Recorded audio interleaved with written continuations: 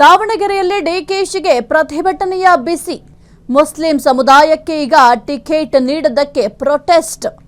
ಇನ್ನು ದಾವಣಗೆರೆಯಲ್ಲಿ ಡಿಕೆ ಶಿವಕುಮಾರ್ ಅವರಿಗೆ ಪ್ರತಿಭಟನೆಯ ಬಿಸಿ ತಟ್ಟಿದೆ. ಮುಸ್ಲಿಂ ಸಮುದಾಯಕ್ಕೆ ಟಿಕೆಟ್ ನೀಡದಕ್ಕೆ ಪ್ರೊಟೆಸ್ಟ್ ಮಾಡಲಾಗಿದೆ. ದಾವಣಗೆರೆಯಲ್ಲಿ ಈಗ ಡಿಕೆ ಶಿವಕುಮಾರ್ ಅವರಿಗೆ ಒಂದು ಪ್ರತಿಭಟನೆಯ ಬಿಸಿ. ಪ್ರತಿಭಟನೆ ಮೂಲಕ ಸಿಟ್ಟನ್ನು ಹೊರಹಾಕಿದ್ದಾರೆ ಮುಸ್ಲಿಂ ಸಮುದಾಯದವರು. ಮುಸ್ಲಿಂ ಸಮುದಾಯಕ್ಕೆ ಟಿಕೆಟ್ ಕೊಟ್ಟಿಲ್ಲ ಅಂತ ಈ ಒಂದು ಪ್ರೊಟೆಸ್ಟ್.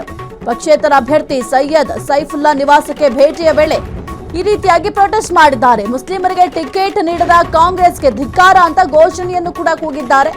ದಾವಣಗೆರೆಯಲ್ಲಿ ಈಗ ಡಿಕೆ ಶಿವಕುಮಾರ್ ಅವರಿಗೆ ಒಂದು ಪ್ರತಿಭಟನೆಯ ಬಿಸಿ ತಟ್ಟಿದೆ. ಯಾವ ಕಾರಣಕ್ಕೆ ಅಂತಂದ್ರೆ ಮುಸ್ಲಿಂ ಸಮುದಾಯವನ್ನ ಕಡೆಗಣನೆ ಮಾಡ್ತಾ ಇದ್ದೀರಾ, ಮುಸ್ಲಿಂ ಸಮುದಾಯಕ್ಕೆ ಯಾವ ಕಾರಣಕ್ಕೆ ಟಿಕೆಟ್ ಅನ್ನ ಕೊಡ್ತಾ ಇಲ್ಲ, ಜೊತೆಗೆ ಈ ಒಂದು ಚುನಾವಣೆಯ ಸಂದರ್ಭದಲ್ಲಿ ಕೇವಲ ನಿಮ್ಗೆ ಮತ ಹಾಕ್ಲಿಕ್ಕೆ ಮಾತ್ರ ಮುಸ್ಲಿಂ ಸಮುದಾಯವನ್ನ ಬಳಕೆ ಮಾಡ್ಕೊಳ್ತಾ ಇದ್ದೀರಾ, ಆದ್ರೆ ಟಿಕೆಟ್ ನೀಡ್ಲಿಕ್ಕೆ ಅಥವಾ ಒಂದು ಸ್ಥಾನಮಾನವನ್ನ ಕೊಡ್ಲಿಕ್ಕೆ ಮುಸ್ಲಿಂ ಸಮುದಾಯ ನಿಮಗೆ ಬೇಡವಾಯ್ತಾ ಅಂತ ಈ ರೀತಿಯಾಗಿ ಸಿಟ್ಟನ್ನ ಹೊರಹಾಕಿದ್ದಾರೆ.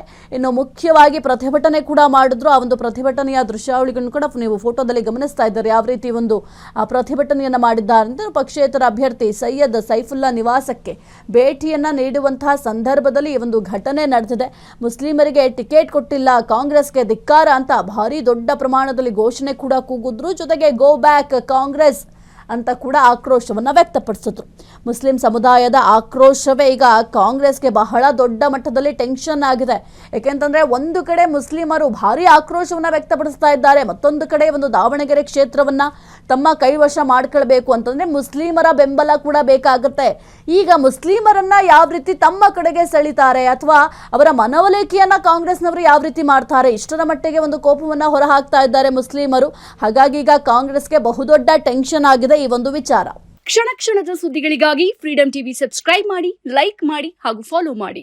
ಹೊಸ ಸುದ್ದಿಗಳ ನೋಟಿಫಿಕೇಶನ್ಗಾಗಿ ಬೆಲ್ ಐಕಾನ್ ಮೇಲೆ ಕ್ಲಿಕ್ ಮಾಡಿ.